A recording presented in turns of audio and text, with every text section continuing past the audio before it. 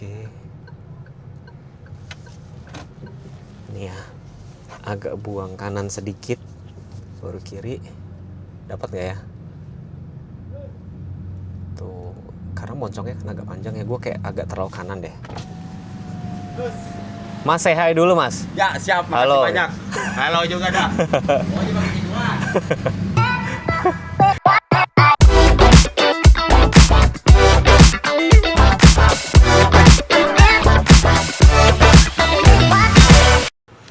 Guys, gue mau kasih gambaran mobil ini tuh selapang apa, seluas apa nih. Contoh ya, kalau di mobil gue biasa nih, tangan gue kayak ini tuh nyampe nih, ini nggak nyampe. Gue harus lepas safety belt dulu. Jadi gue cuma mau ngasih tahu bahwa mobil ini gede banget, gede banget beneran guys nih. Kalian tinggal atur, nah kayak gini tuh, kayak gini biasanya tuh gue. Kalau misalkan nggak kenceng, nanti kalian dapat kayak baut ya, kayak gini. Nih, nggak nyampe guys, nih. Tanganku kayak gini, ini udah mentok ya, nggak nyampe. Di sini menurut gue kepake banget, jadi ada buat tempat handphone, tapi yang wireless charger cuma sebelah sini doang. Cuman biasanya kalau di charge ada sama casing itu suka panas. Terus di sini ada tombol apa aja nih, drive mode-nya. Kalau kalian geser-geserin ada eco dan sport. Terus ini untuk yang level regeneratif L1, L2, L3. Ini matiin traction control, parkir, matic-nya tuh R, N, D. Jadi kalian kayak harus ada jeda dulu ke N dulu kayak gitu. Itu ini harus adaptasi. Electric parking brake, auto hold, tempat cup holder yang cukup ergonomis. Konsolnya ini nyaman banget loh. Konsolnya ada blower nggak guys ya? Oh nggak ada guys, dia nggak ada blowernya. Terus masih ada tombol-tombol fisik di sini, tombol-tombol fisik, panoramik harus super gede. Ada tempat kacamata, ini kacamata spendal ya maksudnya, sampai sadar tak sebelah sini nih, ada kaca juga kayak gini.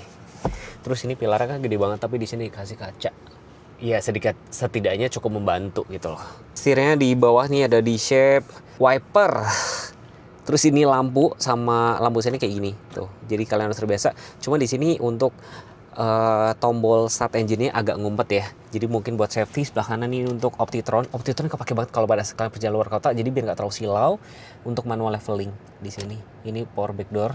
Semua windows sudah auto up and down. Oke. Ini ya, agak buang kanan sedikit, baru kiri. Dapat nggak ya?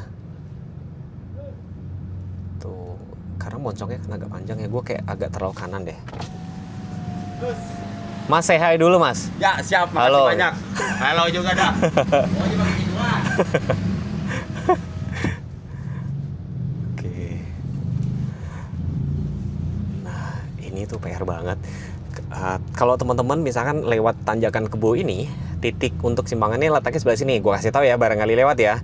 Di sebelah sini nih kalau mepet, sebelum tiang listrik. Terus ini gerbang bisa dibuka kalau misalkan mepet banget. Di sebelah sini nih, ini bisa juga. Atau di sebelah situ tuh yang ada abang duduk di situ. Nah, abang ini duduk di sini. Atau di sebelah sini. Jangan pas tanjakan ya. Tapi kalau misalnya teman-teman dari bawah, please ya, kalau di sini ada mobil jangan naik dulu. Kalian berhenti dulu sebelum tanjakan. Jadi biar enak gitu loh. Kalau enggak nanti akan stuck. Di sebelah sini bisa. Tuh. Di sebelah sini juga bisa. Literally beneran sampai sini nih sudah gede loh jalannya teman-teman ya. Yang gue suka tuh gitu guys. Jadi ketika kalian masuk di P, terus kalian masuk pindahin ke D, terus injek gas, dia tuh rem tangannya langsung auto release. Itu cukup mempermudah. Terus ini tadi lagi gue nyalain kamera 360-nya, jadi dia nanti tuh kayak bisa ngelihat kameranya mau tampak samping, kanan, kiri maupun belakang tuh bisa kelihatan tuh kayak gini. Tuh, sama belakang juga kelihatan. Udah. Kalau kalian pengen atau takut ada yang buntutin tuh bisa dilihat. Visibilitasnya gimana Mas Teguh? Memang pilar A-nya cukup gede, tapi bener ini cukup lumayan bantu. Spionnya, cuma memang mobil ini kan lapang banget ya. Jadi kalian pastiin tuh. Banyak nih pengemudi motor yang kadang-kadang tuh udah tahu sempit ya, nggak mau sabar. Di Geraha Raya sini itu banyak banget kayak gitu. Jadi menurut gue investasi wajib yang kalian harus miliki di mobil apa selain asuransi ya, dashcam. beneran dashcam. Jadi kalian kalau ketemu pengemudi yang nakal-nakal kayak gitu, kalian punya bukti ya. Jangan sampai nanti kalian disebut tabrak lari, nggak bertanggung jawab dan segala macam. Belum lagi yang suka ngelawan arah kayak gini padahal dia bawa anak. Gue tuh kalau lagi jemput si anak gue, si Dylan itu, kan sekolahnya di sini ya, gue bela-belain muter agak jauh karena gue takut ketemu orang nggak bener malah gue yang ditabrak, ya kan? Muter aja. Terus beberapa titik di sini tuh polisi tidurnya banyak yang nggak ditandain, sehingga gue khawatir itu bisa menyebabkan kecelakaan. Temen gue juga waktu itu pernah kecelakaan gara-gara dia nggak tahu ada polisi tidur. Kalau misalkan regenerasinya agak kekencengan, kalian bisa kurangin jadi L1 aja. Di sini tinggal pencet sampai muncul L1 kayak gitu. Lihat ya lalu lintasnya ya, rame banget ya. Motor dari kiri ke kanan wes motong-motong kayak gitu. Aduh, dah serem. Paling aman sih sebenarnya lewat paling kanan, lajur paling kanan, dan pelan-pelan aja. Dah kayak gitu. Makanya gue bilang dashcam itu penting. Yes. Sekarang kita ngebahas apa? Kekedapan kabin. Oke. Semua window kan sudah auto up and down kan. Oh, lupa gue guys. Lupa. Ketahan sama itu. Menurut gue kabinnya cukup kedap. Terus ini gue buka panoramiknya. Gue jadi kepengen loh punya mobil yang ada atap kaca atau panoramik. Terus suspensinya di sini berasa banget nyaman, empuk gitu ya. Cuman pada saat di jalan rusak tuh dia jadi stiff gitu loh. Tuh, empuk. Cuman pada saat tadi kayak gue agak kenceng, dia jadi stiff gitu. Tidak bisa kita tes kecepatan di sini guys, karena rame banget motor, terlalu berbahaya. Kemarin juga gue tes di jalan raya, pada saat baru belok juga cukup stabil sih. Oh ya, ngomong-ngomong, apa salah satu kelebihan mobil ini dibanding sama M6? Ini dia lebih lapang, lebih gede. Baris pertama, kedua, ketiga, ini lebih gede menurut gue ya. Sama-sama joknya captain seat. Terus klaimnya mobil ini kan sudah maksudnya gini loh, sudah diproduksi khusus untuk di Indonesia nih. Jadi sudah diatur sedemikian rupa, termasuk kabin, suspensinya sedemikian rupa lah, dicocokin sama jalan di Indonesia. Klaimnya seperti itu. Baterainya sekitar 64, range-nya 540, tenaganya sekitar 160 horsepower, torsinya sekitar 240 Nm. 0 ke 100 sekitar 10 detik teman-teman. Cukup cepat atau cukup kenceng untuk mobil yang segede ini. Top speednya dia dikasih top speed 160 km per jam. Ya udah cukup lah ya. Nggak cocok lah mobil ini buat kebut-kebutan. Tapi gue nggak tahu ya nanti Aletra bakal keluar untuk tipe lain nggak ya, city car-nya kayak sedannya kayak gitu, belum tahu. Nih, wah, ini kalau sport mode-nya langsung tuh. Tapi teman-teman kan tadi gue lewatin jalan rusak tuh, jadi stiff gitu loh, jadi kaku. Nah kalau kalian pindah mode ke sport mode itu remnya jadi lebih pakem, jadi kayak apa ya, buat tujuannya tuh buat meredam si ini kecepatannya ini gitu. Jadi mobil listrik ini kan sebenarnya kencang. Jadi kalian juga harus hati-hati, tapi tenang aja. Menurut gua gasnya tuh nggak terlalu ngagetin. Remnya juga sebenarnya nggak terlalu ngagetin. Kalau misalnya kalian terganggu, kalian bisa pindah ke mode eco aja. Empuk banget. Nyetirnya tuh berasa kayak nyetir Innova loh. Seru guys, karena ini gue kesorean ya, kayak nggak memungkinkan deh nanti gelap. Kalau gelap ya mendingin gue bikin POV driving night aja kali ya.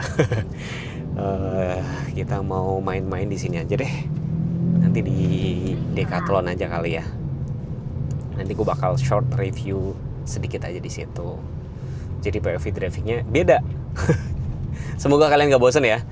Nanti yang kalau POV driving malam enaknya gue diem aja kali ya, jadi ASMR gitu kali ya. Tapi ini seru tuh, ini pakai mode eco aja seru banget. Tuh.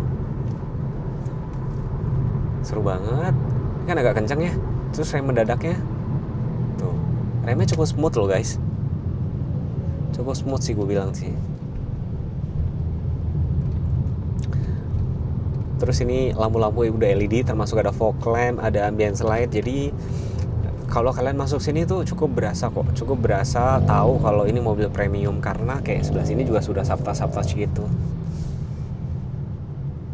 Palingan catatannya gini doang nih, kenapa ya belum dikasih fitur ADAS? Gua nggak tahu ya, mungkin kalau dikasih fitur ADAS bakalan lebih mahal, maybe. Terus kayak memang ini konsennya tuh untuk keluasan kabin, itu mungkin dijual. Itu sih sebenarnya. Kalau mungkin kalian mau cari mobil yang canggih-canggih, gesernya berarti ke M6. Tapi baris ketiganya jauh lebih lega nih kok, kemana-mana lebih lega. Terus kalau baris ketiganya itu dibikin agak tegak sedikit, itu bisa di bagasinya cukup gede ya, bisa taruh buat 5 koper kecil. Itu cukup lumayan gede. Kalian tahu kan tuh, tangan gua aja nggak nyampe, gini aja nggak nyampe. Jadi memang kabinnya cukup gede, cukup lapang. Banyak pemotor yang suka lawan arah kayak gini. Jadi maksud gue tuh berkendara di ibu kota tuh memang harus hati-hati. Di kampung gue pikir lebih ramah, enggak. Di kampung tuh malahan lebih parah lagi, tau nggak? Lebih ngawur. Jadi intinya, maksud gue, kalian tidak bisa mengandalkan atau kayak ada fitur yang autopilot dan segala macam, nggak bisa. Tetap tanggung jawab penuh di balik kemudi itu adalah ya teman-teman sendiri. Stay safe ya teman-teman ya. Dah, gue nyalain lampu sen karena mau muter balik. Ini kameranya langsung otomatis nyala. Ini doang catatannya sih, kenapa belum dikasih fitur safety sense gitu. Tapi ya itu sih menurut gue bukan big deal ya. Maksudnya bukan, nggak tahu deh, deal breaker nggak sih kalau misalnya tidak dilengkapi dengan safety sense gitu. Gue nggak tahu deh, makanya gue butuh masukan teman-teman. Pokoknya kalau kalian misalkan mau test drive, mau beli mobil, gue kan selalu saranin untuk test drive dulu nih, cobain. Jadi kayak kalian nggak perlu dengerin kata orang, kalian yang mau beli kira-kira tuh fitur yang kalian butuhin tuh apa, tes semua dan segala macam. Beberapa masukan dengerin juga gitu loh. Jadi yang kalian harus perhatiin tuh kayak misalkan garansinya dari bagaimana, bengkelnya gimana, after salesnya, dan yang nggak kalah penting itu kalian juga harus pilih ya salesnya. Pilihlah sales yang ibaratnya terpercaya, yang bakal bantuin temen-temen. Tuh kan ngawur gitu loh ya kan, motong tuh kan, ngeri. Sehingga gue selalu bilang pasanglah di scam tuh. Cewek itu ngawur banget loh, sumpah. Tuh lihat ya, tuh kemana tuh dia nyelip ke situ. Ngawur ya, beneran. Terus ini Camry juga bingung gue. Camry, lu mau ke kiri, ke kanan, ke tengah, gimana sih? Lu mau kemana sih? Kalau sini gitu loh. Jangan bikin bingung. Ini kayak gue kalau mau nyalip tuh, nyalain lampu sen, nyalip, klakson aja. Jadi buat kasih tahu. Ini Avanza lagi mau ngapain tuh? Gue dim ah. Kanan, kiri, tengah. Nah, gue belok kiri juga. Kalau mau belok kiri jangan dari kanan deh. Kalian geser satu-satu dari sini. Sebenarnya pindah lagi ke sini. Cuma kalau lagi ada motor ya sudah pelan-pelan. Lucu-lucu ya. Pengemudi di ibu kota ini lucu-lucu. Hati-hati tuh.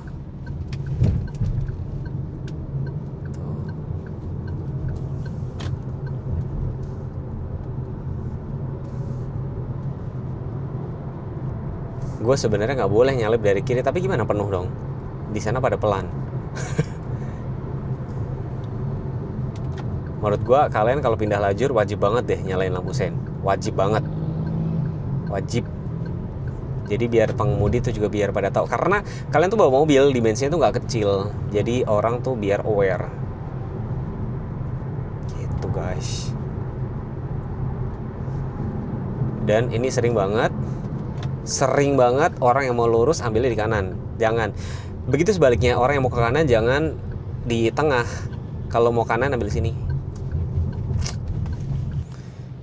Nih. Baru juga hijau udah diklakson, Mas. Emang mobilku mobil listrik? Iya sih, listrik sih. Cuman kan nggak gitu juga. Baru juga pindah ke hijau, sabar. Di sini tuh ada jalan rusak guys. Di sini, pokoknya di sini ada jalan rusak kayak gini nih tuh. Gua agak kenceng ya.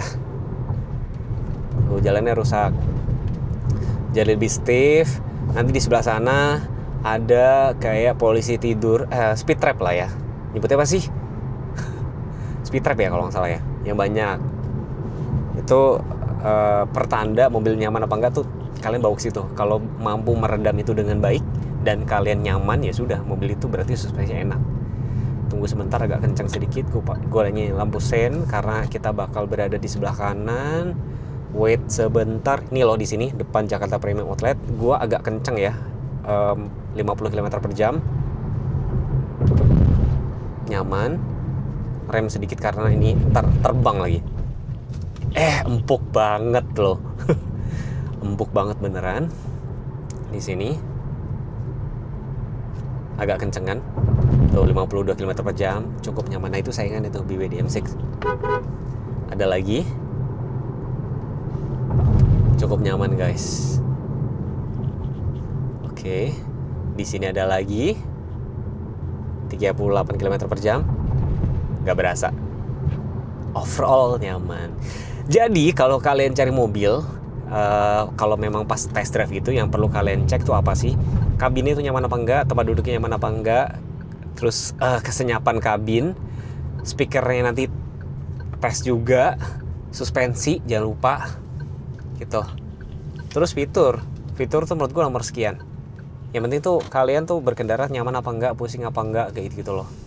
Dan tergantung kebutuhan. Kalau misalnya kebutuhan kalian, aduh gue butuh SUV yang jalannya sering lewat jalan rusak segala macam, berarti kalian harus cari mobil yang lebih kayak tahan banting. Tapi kalau pengen cari mobil buat keluarga yang nyaman, suspensi segala macam, ya MPV. Tapi kalau pertimbangan kalian pengen cari mobil listrik yang bebas ganjil genap, yang biaya operasionalnya murah, pajaknya murah, ya mobil EV. Dan saat ini satu-satunya mobil EV yang bentuknya MPV ya M6 sama Aletra L8 ini. Cuman gue nggak ngerti Aletra ini kenapa, gue perhatiin ya masih jarang gue ketemu di jalan. Kenapa sih gitu? Boleh sharing nggak teman-teman? Kenapa masih banyak yang belum beli mobil ini? Mobilnya cukup nyaman kok sebenarnya. Nih gue pakai kamera 360-nya, pentokin full.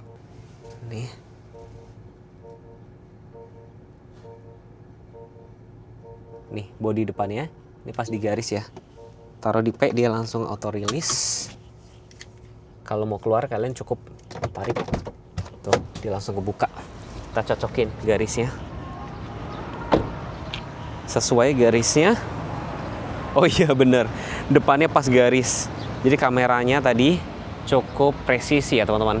Layout dari tamak depannya, kalau kalian mau ngecas dari sini aja tuh, ngecasnya dari depan praktis. Kamera 360, lampu-lampu LED semua. Tadi udah sempat gue spill di belakang, depan nggak ada bagasi, soalnya nggak ada bagasi gitu loh. Terus velgnya ring 18, ada wheel, kamera, roof rail juga ada. Nih loh, baris duanya tuh captain seat, jadi bawa duduk tuh lebih nyaman teman-teman. Bawa duduk lebih nyaman. Panoramanya juga bikin berasa lebih lega. Ini bentuknya memang M6 banget. Tampilan tampak belakangnya kayak gini. Dia sudah electric power back door.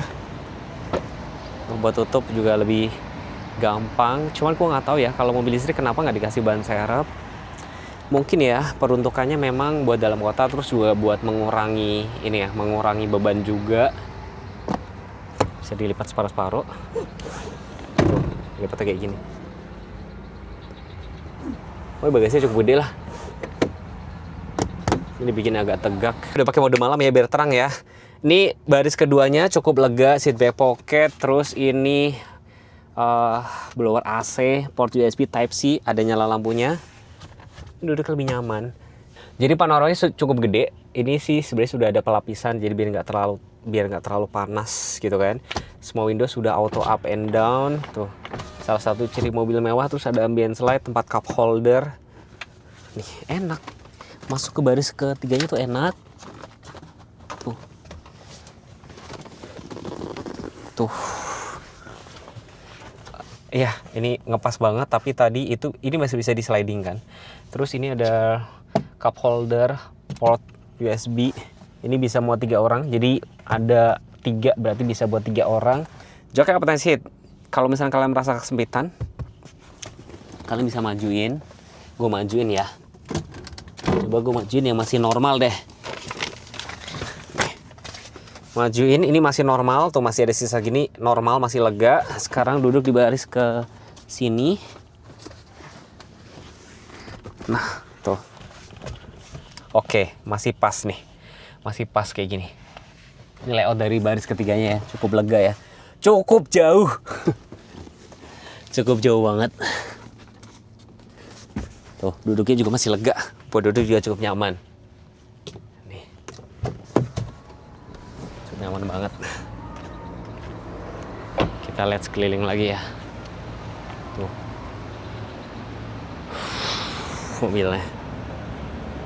Mobilnya ini segede Innova loh. Segede Innova, sebenarnya segede M6. Ya. Oke, reviewnya sampai di sini dulu. Sampai jumpa di lain kesempatan. Terima kasih sudah nonton dan gue bakal mampir dulu di Decathlon kira-kira ada apa aja di dalam ya.